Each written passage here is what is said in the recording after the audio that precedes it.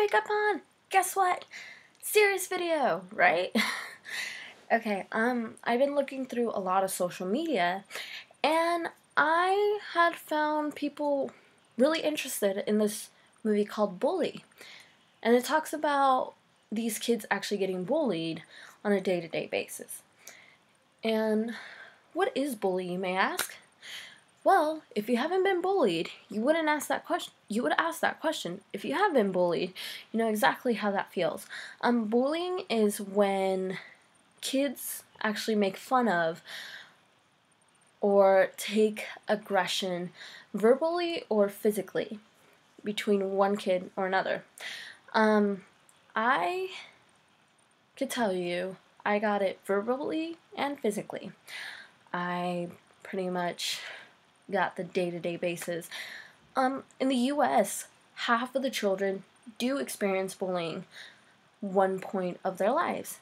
And out of that half, 10% gets it on a day-to-day basis. 10%. Unfortunately, I land on the 10%. I did get bullied on a day-to-day basis, and I did suffer from it. No, I'm not completely insane. I'm good. I'm pretty much good. But out of the 10%, I think out of those kids, 14% of those kids have thoughts of suicide, and 7% attempt it. Do they succeed? I'd rather not tell you. But I did land on the 7% as well of suicide. Suicide and bullying actually are connected. How about I tell you yeah, I know, I'm using my laptop, so bear with me. Let me tell you my story about bullying and how it did affect me. When I was a kid, I had to learn 2 languages at the same time. I had to learn Spanish because of my parents, and I had to learn English because of school. Kids are actually pretty cruel. They thought it was weird because I only knew a little bit of Spanish and I didn't know English at all. So they would make fun of me for it. I had an accent. It's gone now, I mean, seriously. And it just escalated and escalated. I got called weirdo, stupid, ugly. Got called a lot of things. But I also had this really weird thing on my hand and on my wrist. And it looked like a rash, but it wasn't a rash. It was just, some weird thing. I got made fun of for that because they thought I was contagious, and it wasn't contagious. It was just something that appeared on my body. And they would actually call me Cooties. That I was the Cooties. And I seriously thought Cooties was a little pink doll. Tells you how smart I am. So that actually lasted for about 2 years when I was a kid. Then after that, it was because I was finally opening up because I wasn't shy anymore, and I would talk extremely loud. And that caused people to make fun of me as well. Awesome. So, dealing with kids calling you weirdo or, oh, you're cooties, circle, circle, dot, dot, now I have my cootie shot, don't touch me, ew. You kind of get frustrated. So in middle school, I did get picked on, but everybody got picked on. Everybody was starting to discover themselves. I went through a gothic phase. Imagine me, black lipstick, black eyeliner, black everything. I actually wore black every day. It was a phase. I started high school. I still had a little bit of that phase. I didn't have that ton of makeup anymore, but I did have, just wearing a lot of black. And it shows in my freshman picture, which thank God I don't have. It was wrong. It was so wrong. But, the first 3 years of high school were pretty much the worst years of my life. I was picked on not only for being extremely weird, but I was made fun of for saying pizza. And unfortunately, I don't say it right. I don't know how you say it right. I'm sorry. But I was also made fun of for being weird and obnoxious. And, I still have that personality. Don't get me wrong. I'm still the same. I have the let's, have fun personality. And a lot of kids didn't like that. Actually, this actually made me cry when I thought about this. I was invited to a party my junior year. And, I was really excited. I was going to tell my parents, hey, my first party I got invited to, everything.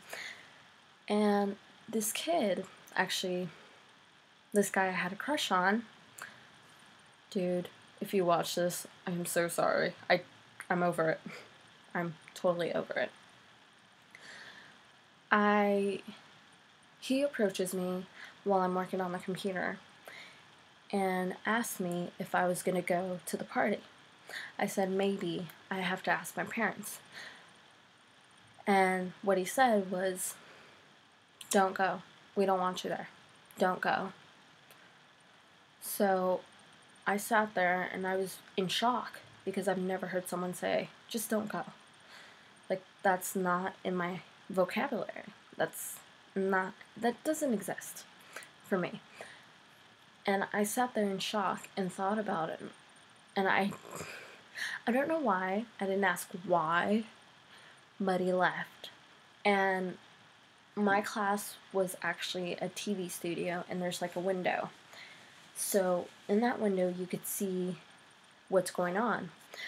The kid goes to his friends, who are also my classmates, and tells them about my reaction and how it was really funny. Everybody right then and there starts laughing and looking through the window, pointing at me and laughing. Kid you not, it actually made me want to go home. I didn't want to go back to school. I actually wanted to, go to military school. They don't make fun of people there. Or go to boarding school. I just did not want to deal with it. I went home crying. I cried for a couple of hours. And at the time I couldn't tell my parents because I didn't have, actually I still don't have a relationship with my parents. But I told my neighbor. I told her exactly what happened. And I told her, I don't know what to do. I really wanted to go, but now I don't want to go because of this whole situation. I don't understand why, I'm being made fun of, why I'm the target. I love her so much, and what she said is, why don't we go and we have a bubble party, meaning you bring bubbles and you blow them all around the party until they get really annoyed. I was so happy. We didn't do it. I just stayed home and didn't even think about it. Now that I think about it, I'm like, wow, I should have done the bubble party. That would have been so much fun. But I decided to stay home, and I decided to watch movies. Actually, a friend of mine, Chad, if you're watching this, awesome. If not, whatever. But he actually told me, why don't you come? It's not even their party. It's so-and-so's party. You should come. I'm kind of glad I didn't, because I really wasn't mentally capable of just hearing them say, why are you here? Why are you doing this? You're stupid. You're ugly, and blah, blah, blah. Actually, that same year, at the last day of class, the seniors did this thing where they tell the truth about each other, and they made this kid cry because they told the truth. And they wanted to do it. And they said, why don't we tell the truth about Joanna? Because that's my name. Yeah, this is the first and last time I'm going to say that name. And I came out and I was like, why are you talking about me? what I didn't understand is they wanted to make fun of me for the very last time. Most of those kids actually got kicked out of the school we went to, or they just left. The next year, I decided not to be so I can't speak. Yay! That year, I decided not to be so vulnerable, but I ended up being really nice, and it was whatever. My first year of college, they all decide, hey, let's, make friends with her, blah, blah, blah. Didn't work. And actually, because of that, I did want to commit suicide. I did want to just end it all. I didn't get along with my classmates, let alone my parents. I started cutting. I was a big cutter. This is actually really weird for me to say, to you guys, but I feel like I could be really honest with you guys. But I used to be a cutter. I would cut a lot. I would think about how the world would be so much better off without me, how no one would miss me, and no one would want to deal with me. Actually, they'd probably burn my body and be like, oh, this was... what's her name? I don't remember. And then I thought about my sisters. I have 2 younger sisters. One is 6 years younger than me, and one is 9 years younger than me. And because of them, I stopped. Because I wanted to show them there's something better out there. I mean, yeah, you get made fun of, but what doesn't kill you makes you stronger. It does. It makes you a lot stronger. I had to deal with that, and I had to deal with my parents. And it took a very big toll on me. It did. It actually, just thinking about it, is still kind of hard. It's really, really hard. I'm probably going to cry after this. I hope not. I really hope not. But I decided about almost 2.5 years later to go to therapy for it. To go to therapy for my relationship with my mother, my relationship with other people. I mean, I was a ticking bomb. I was pretty much a ticking bomb. I did go to therapy. It kind of worked. It wasn't all that great. I don't recommend therapy for you. Now, I do YouTube videos, and it makes me feel happy. And I could talk for 14 minutes and not about nothing. But I just want to say it gets a lot better. It does. It gets so much better. And just let it go. Yeah, it might be hard at the moment, and it's frustrating. Don't get me wrong, it's really, really frustrating. But at the same time, you're good with it. You're just fine, and, everything's gonna be different once you turn 21. It took me about 4.5 years to realize how that moments, or those little moments, or those little memories were taking so much toll on me, to the point where it was kind of destroying me. And it also helped me realize I'm such a better person for it.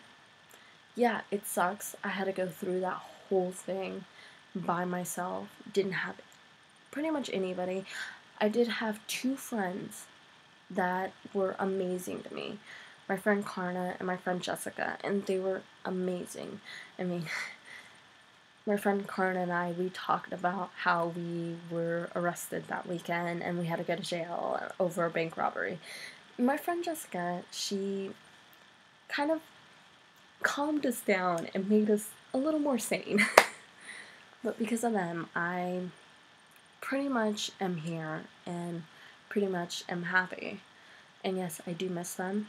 Don't get me wrong, I'm in a different state than they are, and I miss them. But at the same time, I'm making my own life, and I'm making this big. So yeah, it gets a lot better. Just think about it. It gets so much better.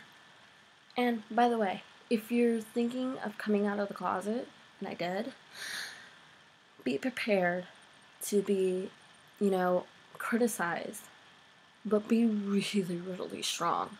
And if you need someone to talk to, I have a Twitter. I'm probably going to put it down. And I'd be willing to be there for you guys. I came out of the closet about 4 years ago as well. And it's insane. It's a lot insane. But it made me who I am. So before I start going to 20 minutes of me talking, I'm going to cut this. Wow. But it gets so much better, and if you like this video, click like, which is down there somewhere, and subscribe.